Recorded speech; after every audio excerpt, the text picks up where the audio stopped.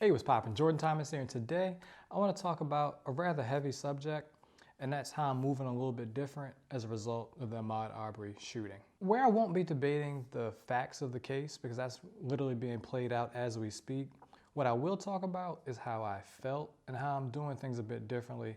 Being black is already challenging enough, and to live in a country where unfortunately there's so much hatred taught, so much of a devaluing of life as it relates to black people, specifically black men, is a real challenge. And so what I had to do after understanding that the video had been made available to the public on Wednesday was, one, I had to just spend some time addressing my own feelings. I got really quiet. I spent no time on social media. Be able to address the fact that it could have been me. It could have been somebody who I knew.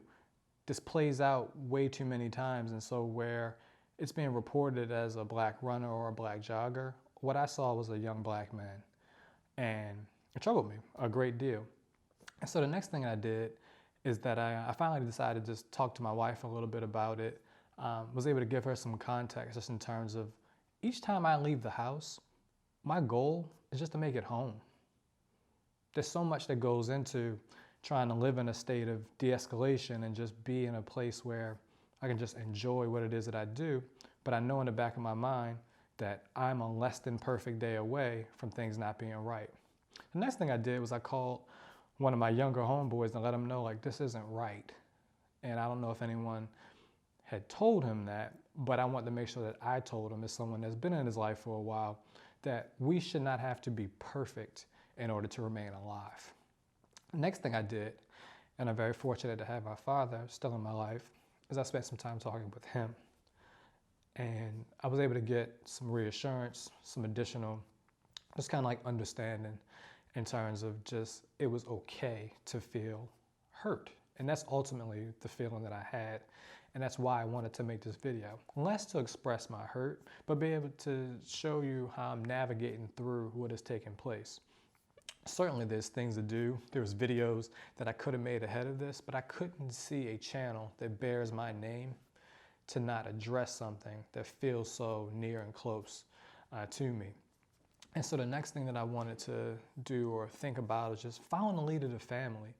I find that every time one of these type of tragic situations happen where young black men or black men are killed, there's always like a good family, a few folks in the family that are looking to put their best foot forward, to be a face, to try to raise awareness to what is taking place in our country.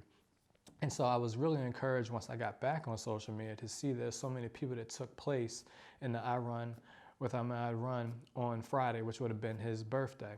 The other thing is I wanted to do in terms of shining a light with respect to this is that part of the reason I run is about community, competing, the daily habit, but ultimately it's just a really cool source of joy. I fell in love with the act of running well before all those other things took place.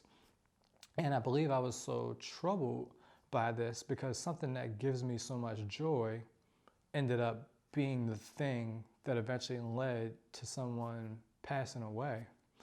And so when I think about like what next steps we should take in terms of what takes place as far as running, one of my biggest suggestions is to keep running, keep letting people know that we out here too.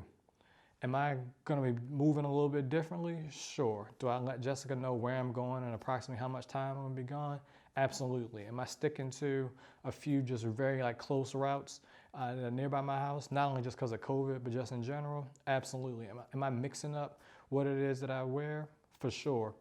Am I taking even more steps to let people know when I'm running near them and try to wave, make noise, just let them know that I'm not a threat? 100%, because ultimately, like I started this off with saying, I just want to be able to make it home. And there's so many of us that want to just make it home.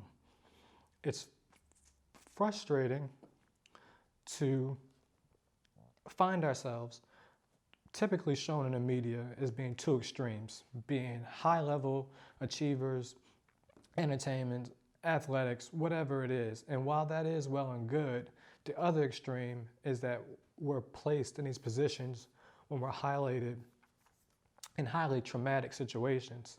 And there's a middle in between of so many people that just want to be with their families, just want to make enough money to do what it is they have to do and keep moving forward.